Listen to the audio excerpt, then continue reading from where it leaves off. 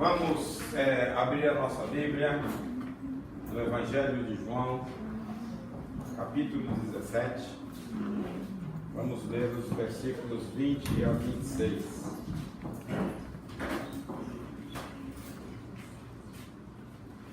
Evangelho de João, capítulo 17, é a oração de Jesus, a oração chamada oração sacerdotal, que está escrito assim: não rogo somente por estes, mas também por aqueles que vierem a crer em mim, por intermédio da sua palavra, a fim de que todos sejam um, como és tu, ó Pai, em mim, e eu em ti. Também sejam eles em nós, para que o mundo creia que tu me enviaste. E eu lhes tenho transmitido a glória que me tens dado, para que sejam um como nós o somos. Eu neles e tu em mim, a fim de que sejam aperfeiçoados na unidade, para que o mundo conheça que tu me enviaste, e os amaste como também amaste a mim. Pai, a minha vontade é esta: onde eu estou, estejam também comigo os que me deste, para que vejam a minha glória que me conferiste, porque me amaste antes da fundação do mundo. Pai justo, o mundo não te conhece, eu porém te conheci, e também estes compreenderam que tu me enviaste. Eu lhes fiz conhecer o teu nome, e ainda o farei conhecer, a fim de que o amor com que me amaste esteja neles e eu neles esteja. É uma oração linda que Jesus faz pelos discípulos e por nós. Ele começa a dizer por aqueles que ainda irão crer em ti pela tua palavra. Ele está falando sobre a igreja, sobre esta entidade chamada igreja. Qual é o amor que Jesus tem por nós, pela igreja? Qual é a dimensão desse amor? Que antes de nós tornarmos igreja, ele já queria, já apaixonadamente desejava que nós o conhecêssemos.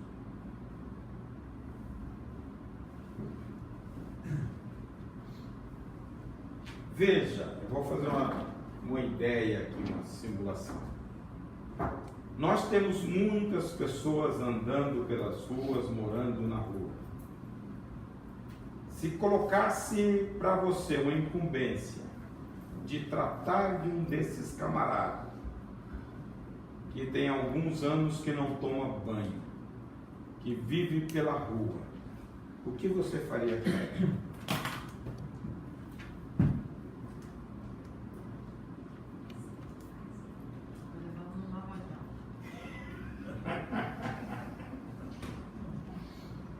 Mas você era responsável para tratar dele. Vamos fazer uma outra hipótese. Uma pessoa nessas condições chega na igreja. O que você faria? Tem que cuidar, né? Ia passar toalha, sabonete, falar, vai ali, faz isso. Eu acho que mais lavar por fora é mais fácil. Mas, veja, você teria que tirar a roupa, aquela roupa imunda, teria que tirar só o cheiro, como seria? Tem gente que não suportaria, não é isso? Estômago sensível não suportaria. Espiritualmente, qual era a nossa condição diante de Deus? Um prato de imundícia, um morte. E o que Deus fez conosco? Nos tratou. O que é o pecado para Deus? Quando você vê uma pessoa andarilho, sujo, você corta a volta. Espiritualmente nós éramos assim. Com tudo isso, Ele nos ama. Aleluia. Ele não teve, Ele amou. Porque se Ele tivesse restrição, nós estaríamos perdidos. E muitas vezes, nós temos restrição com pessoas.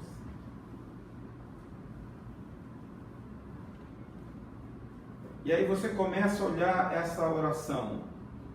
Jesus enfoca aqui alguns conceitos de igreja. Unidade. Ele diz para que eles sejam um, Pai, para que como eu e ti somos um.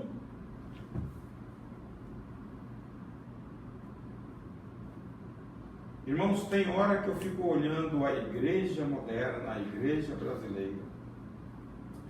Nós estamos longe do ideal de Deus, aquilo que motivou Jesus a descer, a se entregar em nosso favor.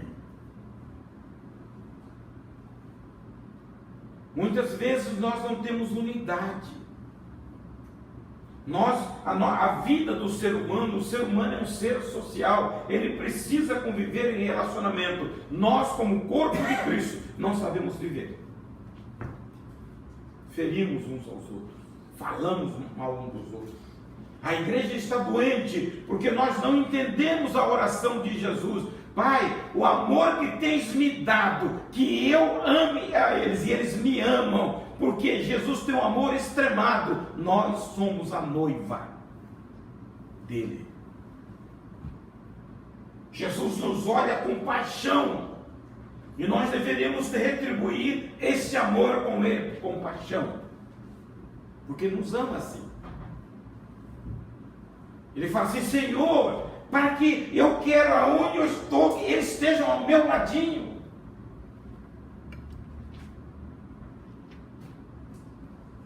E muitas vezes nós não entendemos.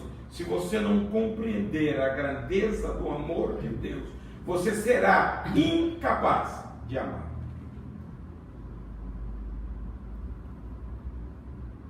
Conceitualmente, você acha, mas se você não entender a grandeza do amor de Deus por sua vida, você era um maltrapilho, você era um imundo, você era um trapo, e Jesus te amou, que Ele se doou por você. Se você não entender a dimensão, você não vai cuidar de ninguém, você não vai abraçar ninguém, você não vai aconchegar ninguém. O amor faz isso, só o amor faz isso. Pastor, nossos irmãos estão trabalhando na obra aqui. Hoje cedo nós estava falando ali, e ele acolheu um jovem que entrou nessa igreja aqui. Está aí?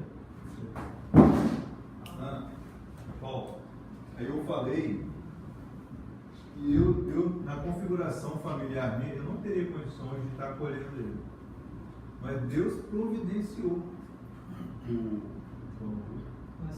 Marcelo para fazer isso. Então, assim, quando a pessoa está aberta, se eu não tenho condições de fazer isso, de acolher ele, mas Deus providencia outro. E usa de outras maneiras. O importante é a gente estar disponível. Porque é difícil hoje a gente acolher uma pessoa no seio da nossa família, mas dependendo da configuração familiar que nós temos. Mas graças a Deus, esse uso teve condições. E está sendo muito edificante para ele, Paulo. Agora, como é o amor de Deus, que Deus manda que nós devemos amar? João 13:34, João 15:12. Veja o que Jesus fala nesses dois versículos aí. Ele expressa. 15:12. O meu mandamento é esse, que vos ameis uns aos outros, assim como eu vos amei. Olha, o 13 é a mesma coisa. Tá? Ele fala: um novo mandamento vos dou, que vos ameis uns aos outros, assim como eu Pois amém.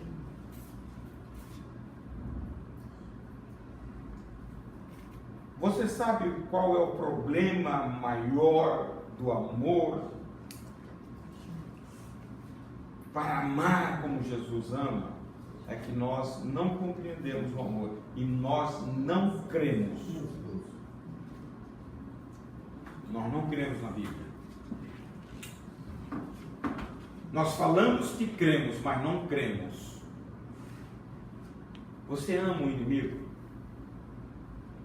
Mateus 5,44. Aquele que te apunhala pelas costas, você ama? Eu fico na dúvida, pastor, assim, qual tipo de amor que é esse? Porque, por exemplo, um assassino de um filho, como aconteceu, um homem foi até a prisão e chegou a ele e falou, eu perdoo. Mas eu não penso que é o conviver com ele, né? O demonstrar o amor. Não é esse conviver, por exemplo, amar o seu inimigo.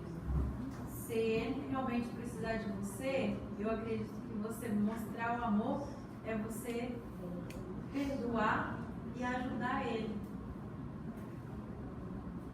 Mas não ficar no laço de comunhão. Se ele te chutar a canela várias vezes ao dia ou durante um período, você tem que estar pronto a perdoar. E para fazer isso, você tem que se relacionar. Eu tomar uma atitude aqui, me isolar, eu não me relaciono. Vida cristã é relacionamento. Foi para isso que Jesus se humanizou. Ele relacionou com as pessoas. Ele mostrou o caráter de Deus, a personalidade de Deus. Deus é um Deus relacional. Jesus mostra isso. Ele come, dorme, passa mal juntamente com os demais. Eu, para esses casos assim, eu tenho trabalhado minha vida ver do lado positivo, que é amar quem te favorece. É muito É fácil. fácil, você não tem esforço nenhum. Agora, essas pessoas ajudam a gente a se tornar melhor. Porque se a gente obedecer, buscar obedecer, O grande crescemos. problema nosso é a obediência. Tá? Porque nós temos uma concepção que o amor, a origem dele é nas emoções. O amor ágape não passa por aí. O amor ágape é da volitivo. A Bíblia manda, se você leia lá 1 Coríntios 13, 4 a 8.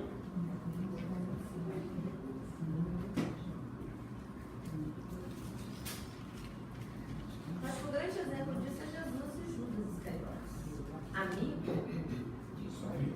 O amor é sofredor, é benigno, o amor não é invejoso, o amor não trata com leviandade, não se ensoberbece, não se porta com indecência, não busca os seus interesses, não se irrita, não suspeita mal, não folga com a injustiça, mas folga com a verdade. É 8. Tudo sofre, tudo crê, tudo espera, tudo suporta. Agora veja bem, emoção faz isso?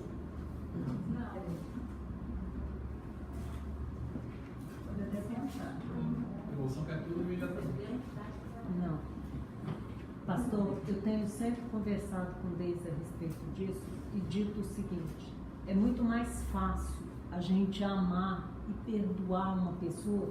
Por exemplo, o senhor, se uma pessoa, eu chego para o senhor e digo, pastor, eu estou com câncer. Nossa, a igreja toda vai orar por mim, vai se condoer, a compaixão vem e tal. Agora, pega uma pessoa com depressão, que hoje chora, amanhã te irrita, depois de amanhã mente. Você dá conselho, ela fala que sim, mas faz tudo ao contrário. Dá vontade de você pegar e dar uma surra, tá? Mas aí você para, você suspira e tal, você volta. Ela faz tudo de novo. É muito mais fácil uma doença física do que uma doença emocional. Muito mais. E o Senhor nos amou, a gente tendo as doenças emocionais, porque nós somos isso aí, emocionais. É isso que o senhor está falando. Emoção, entra nisso? Entra. E aí você vê o seguinte, qual a razão do amor? É que você tira a parte emocional e vai para a decisão.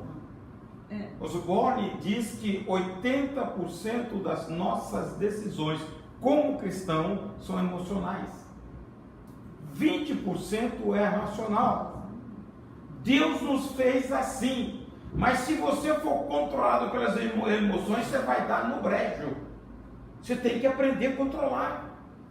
E isso é difícil. Isso é a maneira de você pensar. Nos anos 80, tinha um bambambam de administração, Steve Covey, ele dizia os 7 hábitos do dirigente moderno. Ele falou, o dirigente que não controlar as emoções, ele não terá sucesso na vida.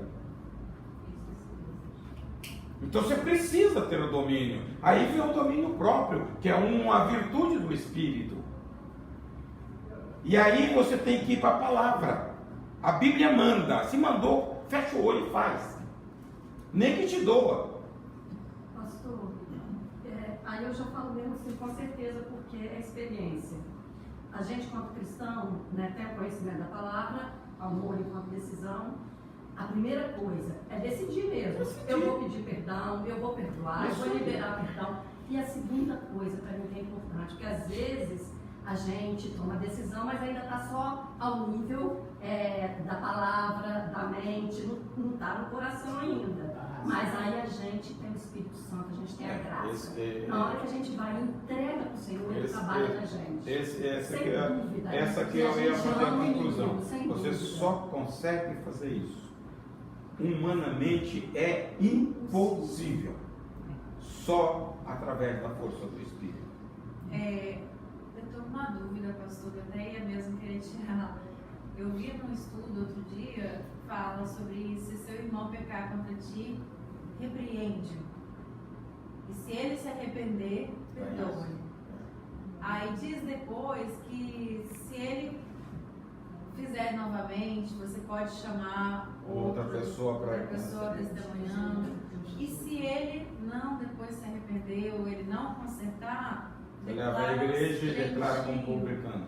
E aí esse declarar como publicano é deixar de se relacionar? É como que, né, a gente ele não pertence ao corpo. É como uma pessoa sem Deus. A Bíblia dá padrão de conduta.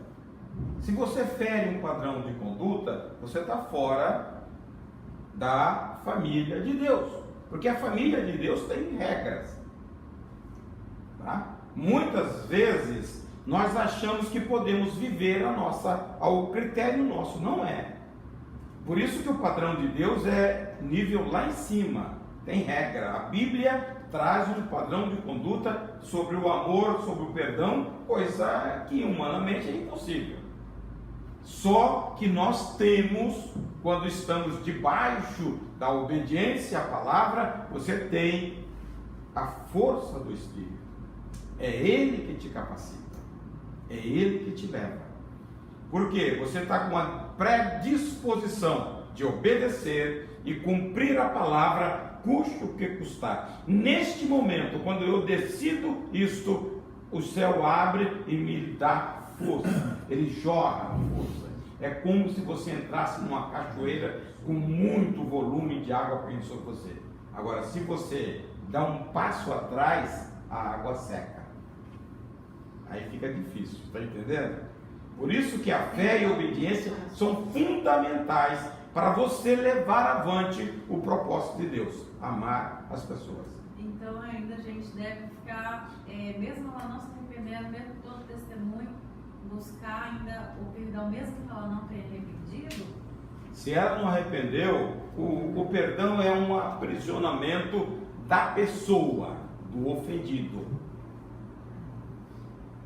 Se você ficar ofendida, você fica presa. Mas se você liberar, que Jesus aconteceu na cruz?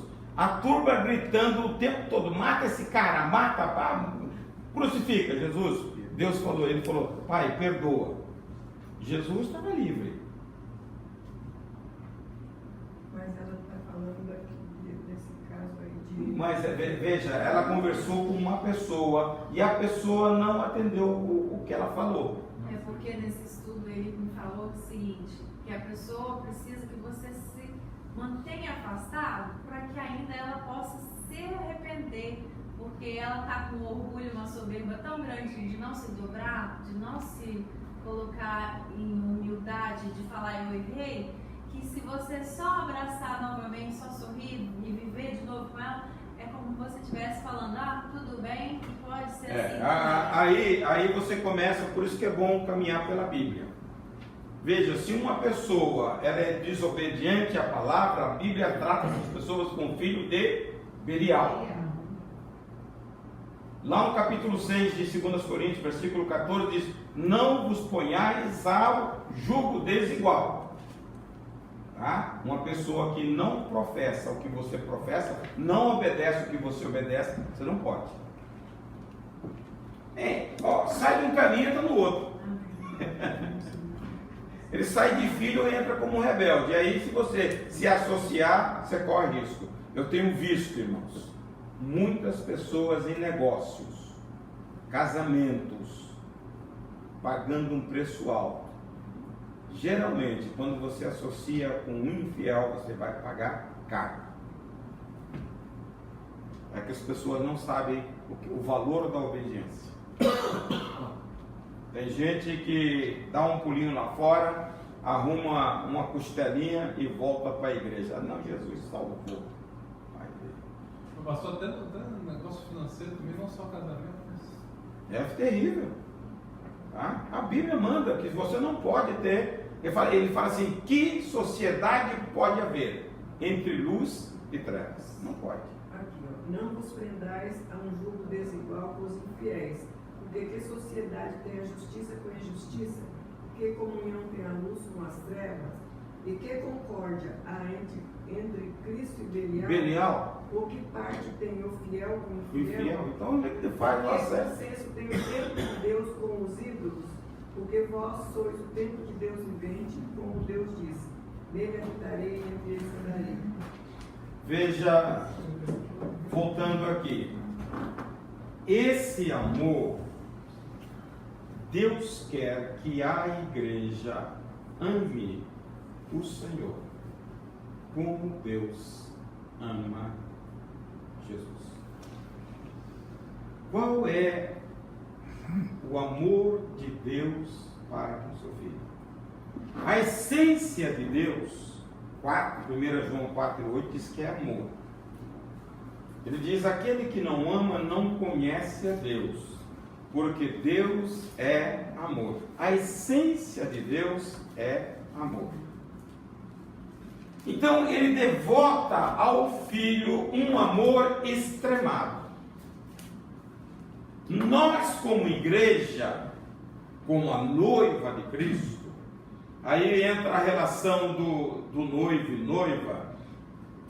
Jesus tem um profundo amor pela igreja, e ele quer que esta igreja, que somos nós, vivamos nesta dimensão do amor, apaixonado por ele, e que mantenhamos, através da força do Espírito, a unidade, aquilo que está em Efésios 4, 2 e 3.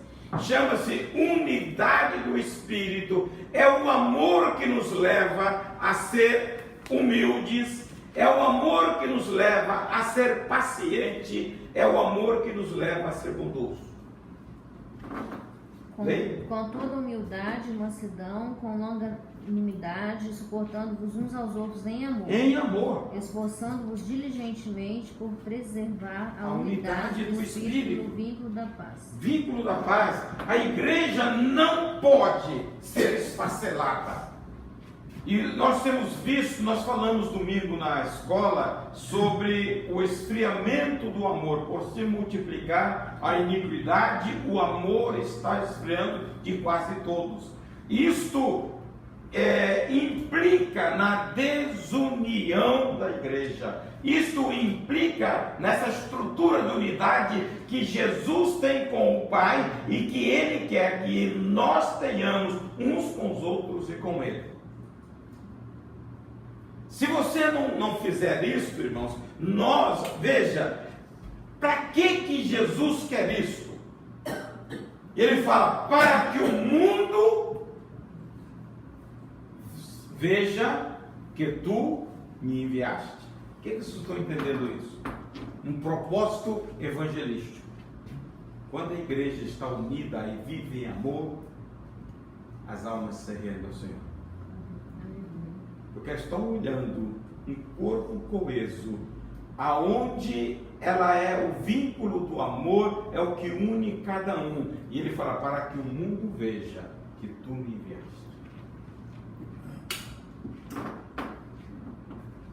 Nós precisamos, irmãos, começar a pensar sobre estas coisas. O que eu vejo?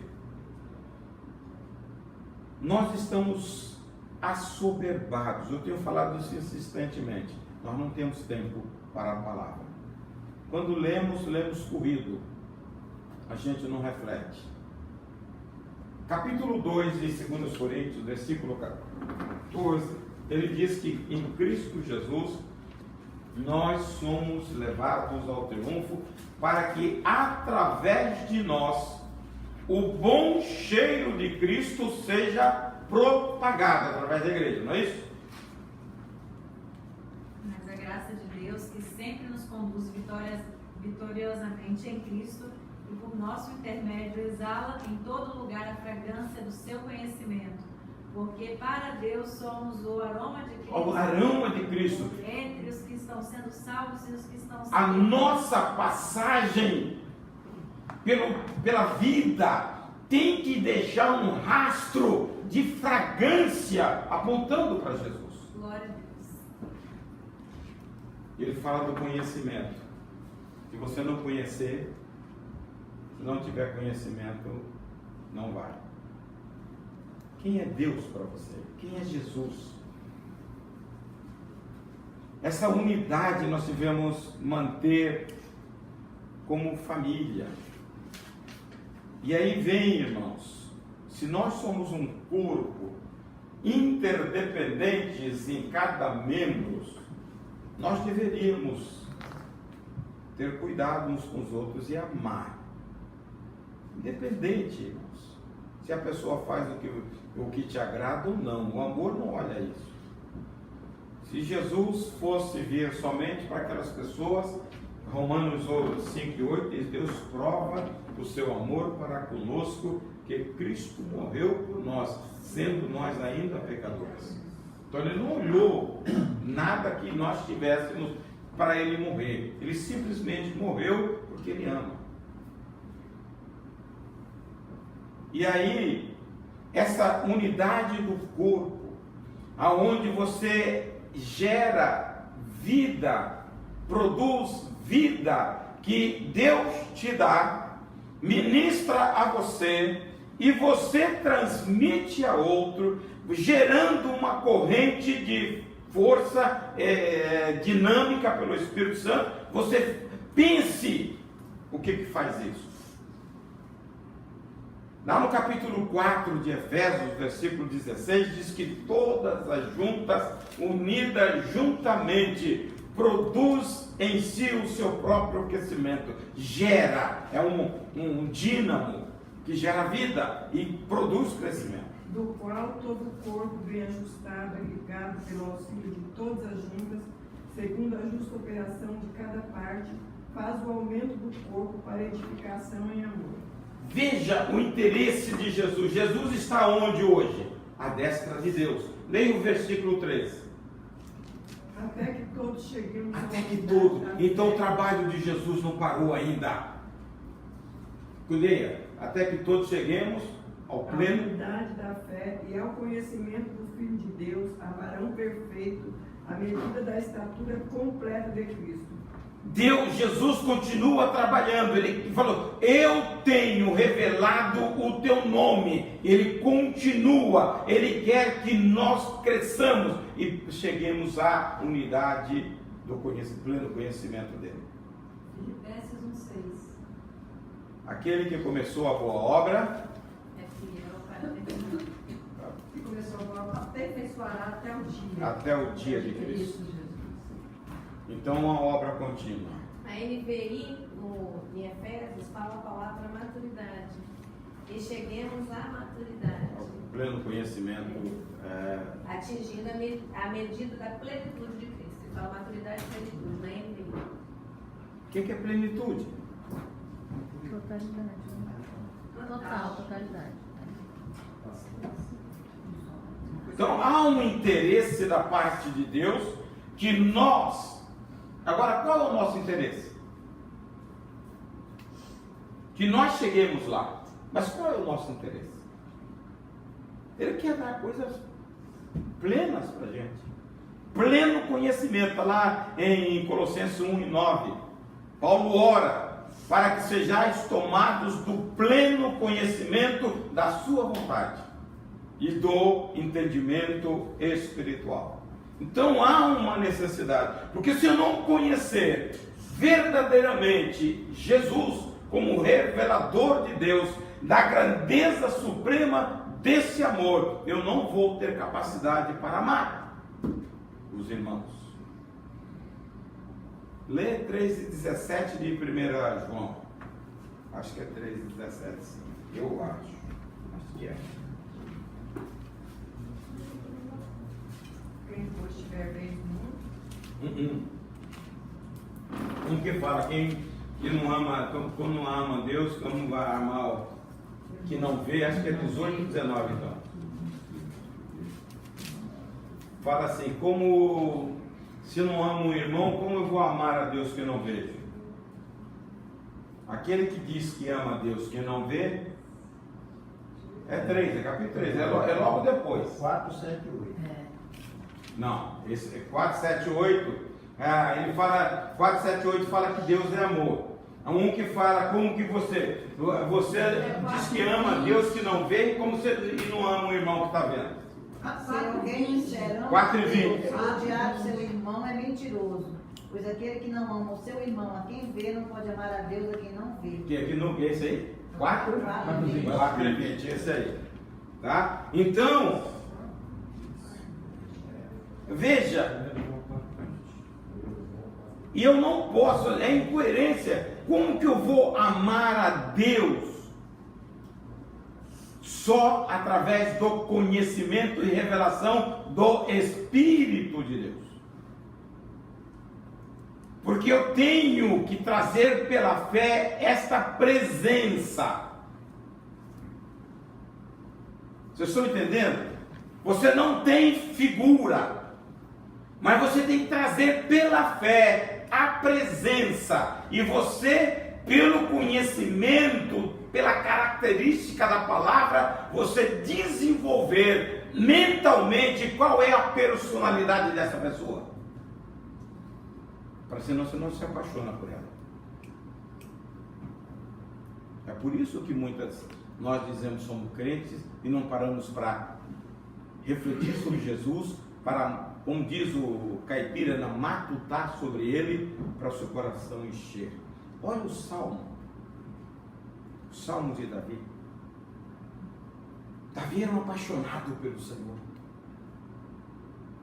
e ele tinha uma sombra, uma expectativa, e nós temos uma realidade. Deus provou o seu amor na cruz do Calvário por nós.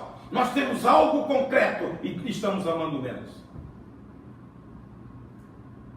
Porque não paramos, não conhecemos e não buscamos conhecer. Se você não ama apaixonadamente o Senhor, como você vai amar, dizer que ama o irmão? O amor exigente de Deus, que não é parte emocional, é decisão. Eu vou fazer o bem, mesmo que eu tome pancada. Isso é amor. Porque você decidiu. É essa a grande confusão, nos casamentos. Porque as pessoas querem aquele arroubo, tá? Platônico, e não é isso. Você casa para decidir, eu vou conviver com essa pessoa e vou fazê-la feliz. Não, eu quero a minha felicidade. Na primeira esquina já está trocando.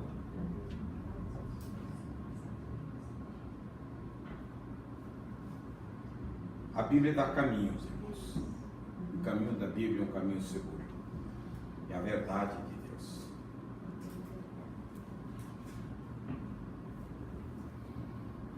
Como amar o inimigo e fazer bem a quem nos maltrata. 12:21 de Romanos, que fala sobre isso. Tem hora que eu fico pensando, por que Deus nos ama?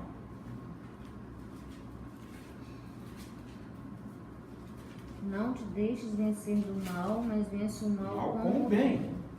Isso aí. Você toma uma pancada, mas vai lá e retorna com o bem. O versículo de cima ele fala assim: pelo contrário, se o teu inimigo tiver fome, dá-lhe de comer, se tiver sede, dá-lhe de beber, porque fazendo isso amontoarás brasas vivas sobre a tua cabeça. Sobre a cabeça dele. Sobre a sua cabeça. Então, o que gera um amor assim?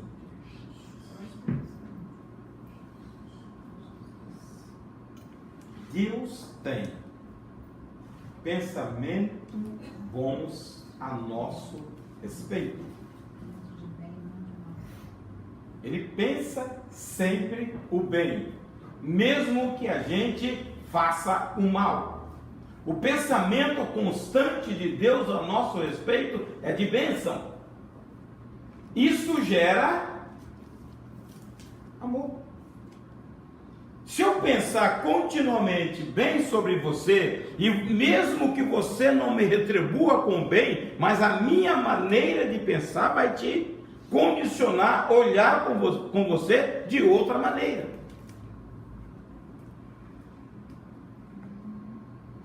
E é por isso que nós nos confundimos, porque nós somos seres emocionais, nós temos que trazer as nossas emoções controladas pelo Espírito de Deus. Nós queremos trazer tudo aqui. Ai, como estou arrepiado. Não é assim.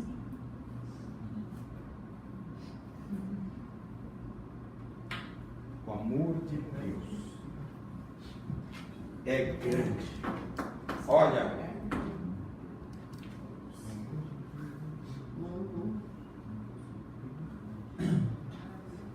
Jesus começa a falar: Senhor, para que eles vejam a glória que eu tive contigo antes da criação do mundo. A glorificação de Jesus, ela começa para nós na cruz.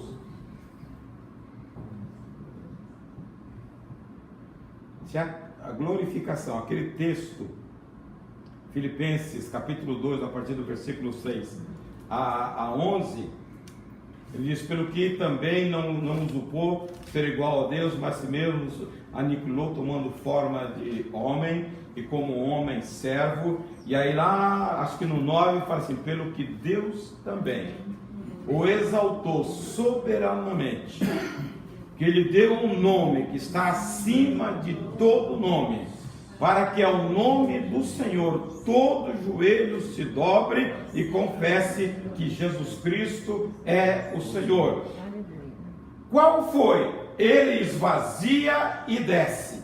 Como recompensa, Deus o eleva e o glorifica, e coloca ele no mais alto, na mais alta posição, que todos os seres um dia chegarão diante dele e dobrarão. Isso é glorificação. Quando nós vimos o Senhor nascendo numa manjedoura, caminhando numa terra escaldante de calor para fazer o ministério, cumpriu o propósito, Deus falou: agora eu te recompenso. Vai ser conosco, irmãos. Não é isso que vai acontecer com o crente? Ao vencedor receberá a coroa. Jesus faz uma trajetória e ele recebe uma glorificação. Se você perseverar, você terá também. Ao que vencer, farei, darei. Lá no capítulo 3 fala: me assentar no trono do meu Pai. Aí o que ele diz no verso 15? Eu lhes fiz conhecer o teu nome. Qual era o grande propósito de Jesus aqui? Tornar Deus conhecido. O Deus era um ser para o povo de Israel longínquo, pois foi assim que ele tratou o povo, de uma forma longe. O Velho Testamento, Deus trata lá de cima, coloca aqui uns profetas ou os sacerdotes, mas Deus está lá. Quando Jesus vem, ele abaixa, desce e convive com o homem. É o Deus conosco, é o Emanuel. E ele quer trazer a revelação de Deus, o caráter de Deus, a personalidade de Deus na sua trajetória. E muitas vezes nós olhamos para Jesus, aquele que fez milagres, mas o grande feito não é isto, é a maneira como ele, como homem, se comporta equilibradamente. Jesus não tinha rompante de ira, não tinha rompante de descontrole. Essa que é a lindeza do caráter de Jesus. E por que nós temos, irmãos? Substitui no seu pensamento a ira, a amargura, por coisas boas. Tem pessoas que têm rompante, crente descontrolado, pavio curto. Jesus mostra para nós que ele não foi assim. Essa é a lindeza. Pressionado de todos os lados, mas ele queria que os discípulos conhecessem Deus, o nome dele. Ele teve um comportamento equilibrado emocionalmente. É o que nós devemos ter. Ele diz: eu te fiz conhecer o teu nome. Libertar desses pensamentos e pensar coisa de Deus.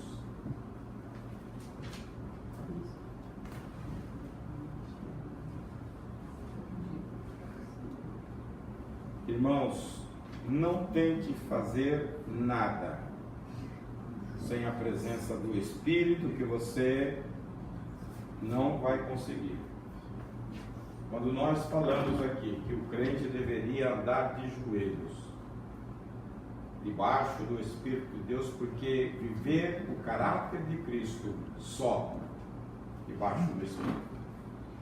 E ele diz: eu o farei conhecer. O propósito de Jesus é que você, eu e você, conheçamos o Senhor. E aonde se conhece Deus, irmãos? Tem um livro que a gente estudou aqui logo no início da igreja, nos anos 1999, Conhecendo Deus e Fazendo Sua Vontade. Para obedecer e fazer a vontade de Deus, você precisa conhecer. E Jesus, a preocupação dele era essa: eu farei conhecer o teu nome. Se você conhecer Deus, você vai amá-lo mais, a fim de que o amor com que me amaste esteja neles.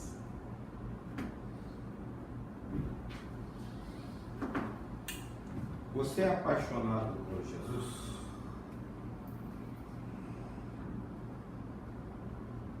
você dá ao Senhor a devida primazia? Quando o doutor da lei pergunta a Jesus sobre o grande mandamento, capítulo 22, versículo, se não me engano, 37 de Mateus, ele diz: amar a Deus com toda a força, com todo entendimento, com toda a alma. Você ama o Senhor assim? Porque se você amar a Deus assim, você é capaz de amar o próximo. Mesmo que o próximo não tenha nada que o qualifique. Nós precisamos voltar, irmãos. Isso é conhecimento. Os nossos olhares ao Senhor.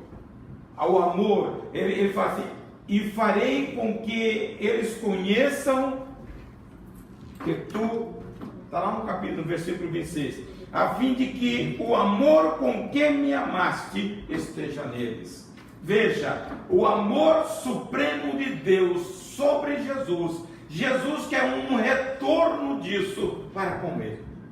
Como o Pai o ama, a noiva tem que amar Jesus.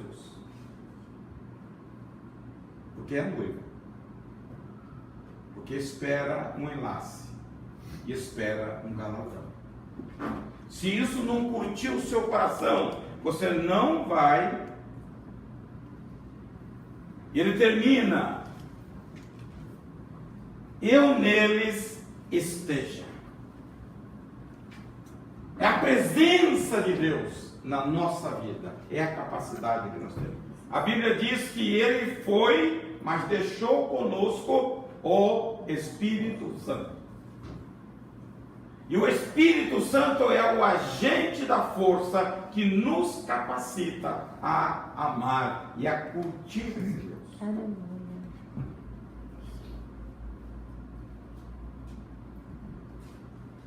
Quando nós vemos no meio da igreja, no meio do povo de Deus, tanta encrenca, irmãos, é que nós não entendemos o que é amor, o que a gente não ama. E pastor, João 14, 21. Quem tem os meus mandamentos e lhes obedece, esse é o que me ama. Aquele que me ama será amado por meu Pai, e eu também o amarei e me revelarei a ele. O que exige aí? Quem tem os Obedecer meus os mandamentos mandamentos. e lhes obedece, esse é o que me ama. E no 23 respondeu Jesus: se alguém me ama, guardará a minha palavra. Meu Pai o amará, nós viveremos a ele e faremos nele morar. Nós somos muito emocionais. Muitas vezes nos é dada a oportunidade, como a gente não tem reflexão, princípios maturados no nosso coração, você solta. Eu fico olhando, irmãos. Pensa, nada que vocês falem aí cai no vazio, não. Tá? Pode saber, não cai não. Tá? Ah, eu amo o Senhor. O cara dá linha para Deus, não gosta da casa de Deus. Eu falo, eu desobedece a palavra. Eu preciso fazer julgamento, irmãos? Bota na cara. Tem pessoas que, rapaz, descontrola, a emoção toma conta e o cara solta. E eu fico só medindo. Será que o cara é assim mesmo? Daqui a pouco você vê. O cara não é. Você está entendendo? Porque se você ama o Senhor de fato, você é obediente à palavra. E você nota, os ministros de música que falam lá em cima, eles abrem a boca. Eu fico olhando, meu Deus, os caras dão ninja no Senhor e fica aí dizendo que ama a Deus. Mas eles estão sendo aperfeiçoados. Mas então não expressa, você tem que ter coerência com vida. Você tem que matutar, eu falo, pensar, trazer para a vida. O que eu falo tem que ter correspondência. Senão se torna uma coisa insossa. É ou não é? Você diz uma coisa que está longe de viver. E aí você vai para a Bíblia, Jesus diz, pelo fruto se conhece a árvore. É o que você produz. Não é o que você diz, é o que você produz. Se você ama o Senhor, você é obediente à palavra. E a obediência à palavra é isso, amar o inimigo. Ele manda amar. Perdoar quantas vezes forem necessárias. A mesma pessoa fazendo a mesma coisa contra você. É um mandamento. É coerência, irmãos. O cara te chutou hoje, abraça e perdoa. Vem depois, te chuta, abraça e perdoa. E você fala, não vai parar não, e o cara continua, você tem que abraçar e perdoar. A Bíblia que manda. Só faz isso quem tem temor à palavra, quem conhece a palavra e sabe que a palavra é a verdade de Deus. E Deus vai permitindo até a pessoa ficar madura. Ficar madura. É a nossa sem esperar o retorno, né, pastor? Eu sempre digo o seguinte: quando você toma uma pancada, como você nunca tomou, vai calejar, vai dar bolha. Mas depois que bateu, caleja. Aí você bate e você nem sente mais. A vida cristã é essa. No primeiro momento você acha um absurdo, depois então, parece que nem aconteceu. Por quê? Porque você já é experimentado. Está calejado. Vida cristã é isso, é o carvalho. À medida que vem o temporal, você se abraça, se arroja, mas eu quero vencer, eu quero cumprir a palavra. Irmãos, você ama Deus? Não quero resposta sua. Você é apaixonado por Jesus? Você como noiva de Cristo? Lá no capítulo 5 de Efésios, a partir do versículo 25, Paulo fala do simbolismo do amor do marido, do amor de Cristo pela igreja. O homem deve amar a esposa assim como ele ama a igreja. Qual é o retorno do amor da igreja para com este noivo? Se o amor de Deus sobre o seu filho é grande, e ele fala, para que o amor com que tens me amado esteja neles. E o amor nosso para com o Senhor, como é?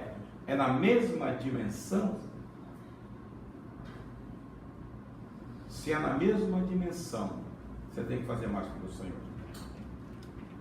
Pelo menos, quando você sair, aquele versículo que nós lemos, 2:14 de 2 Coríntios, você ser um bom cheiro de Cristo, aonde você passar, perfumar, e o pessoal lá vai te olhar e vai falar, esse é diferente, esse reflete Jesus. Jesus nos chamou para isso. Só faz isso pelo amor. Amém? Amém.